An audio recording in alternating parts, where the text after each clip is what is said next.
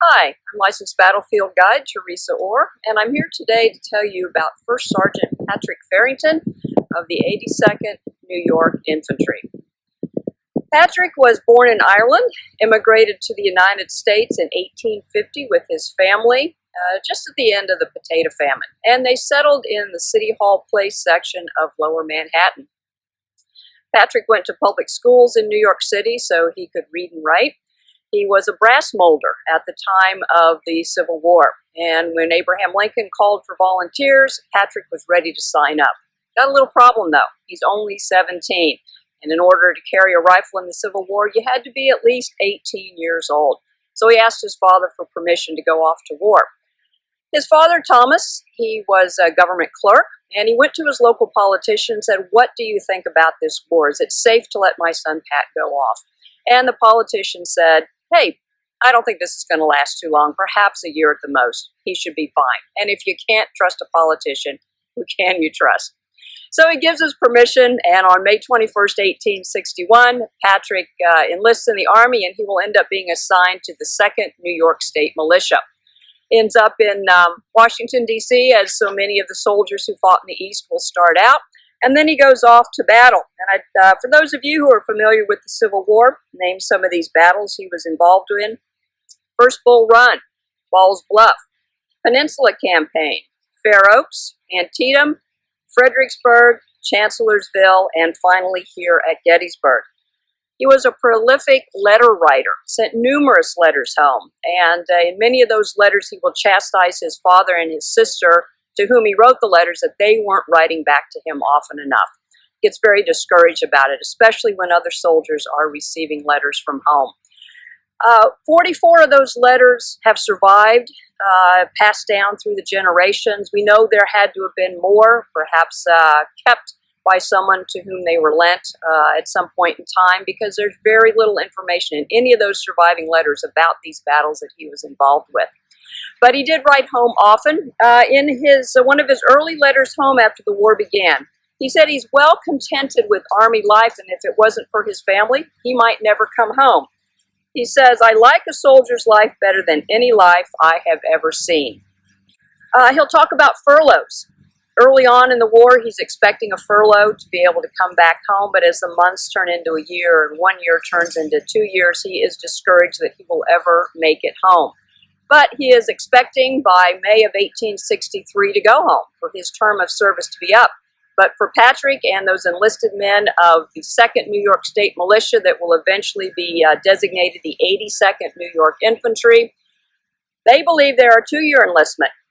But the officers say it's a 3-year enlistment. And so when he's expecting to go home at the end of May 1863, he will soon find himself on the march to Gettysburg. As he's writing home to his family, one of the things he will say to his sister, "I expect to see New York before I die, for this war cannot last very long." That was July of 1862. In that same letter, he tells his sister to tell their cousin Georgia that he has named his musket for her, and it has done good execution in the late battles, which would have been the Peninsula Campaign and the 7 Days Battle in which he was involved. It's now June 1863, and his regiment is on the march to Gettysburg. They're part of the 2nd Corps, and on the night of July 1st, his regiment, the 2nd Corps, they're just south of the Round Tops where they spend the night, and then early in the morning on July 2nd, they're tramping up the Taneytown Road, and they go into position just to the south of George Meade's headquarters, down here on the Taneytown Road near the Lydia Leicester farm. A little bit later in the day, they move up to Cemetery Ridge. They're now just south of the copse of trees, and then in the afternoon, they are sent forward, 82nd New York, along with the 15th Massachusetts, to the Emmitsburg Road, just to the right of the Cadore farm, to help shore up that 3rd Corps line that is now collapsing to their south. About 6 o'clock in the evening, Confederate General Ransom Wright is coming across the field in front of Patrick's regiment. 1,500 Georgians versus perhaps 600 Union soldiers. And does Patrick know that his musket named Georgia is shooting at Georgians coming across the field? Patrick will be shot twice in both legs during that action on the evening of July 2nd. And although Ransom Wright's brigade makes it to Cemetery Ridge, they are pushed back, which is lucky for Patrick and his fellow wounded soldiers because they are retrieved from the field that night. He'll be taken to the 2nd Corps Field Hospital, which eventually ends up over near Rock Creek on the Jacob Schwartz farm, and he'll have a leg amputated.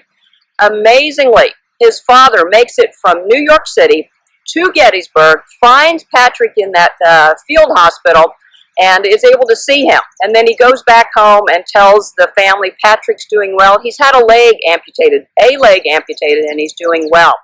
But we know from 2nd Corps Field Hospital records that Patrick had 2 legs amputated. So something must have gone wrong. He had that second amputation. By that point in time, there's probably infection, and he's less likely to survive that amputation. And on July 10th, 1863, Patrick will pass away. He's buried under a walnut tree in a cornfield, and then a few months later, brought here to the Soldiers National Cemetery, where he's buried here in the New York plot. You'll see by his grave here that it says Company G, Regiment 2.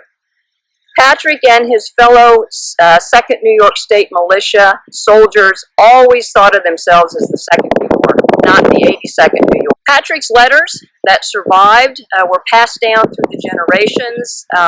His great niece, I believe that's correct, will take those letters, transcribe them, include some historical background, and put together a book for the family, the Civil War letters of Patrick Farrington. Today those letters, along with his cloth housewife, his record book as the company first sergeant, along with the likeness of himself that he sent home to his family, are now in the Gettysburg National Military Park.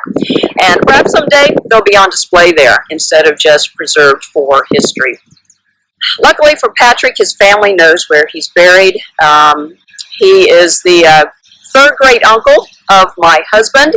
We come here often to visit Patrick's grave. We bring with us our grandsons, who are now 9 and 11. And when their 3-year-old sister's old enough, we'll bring her here as well to learn about their ancestor, her ancestor. It's a great honor to be able to come here and tell people about Patrick Farrington, to visit his grave, to place flags here to memorialize what he has done. First Sergeant Patrick Farrington, 82nd New York Infantry.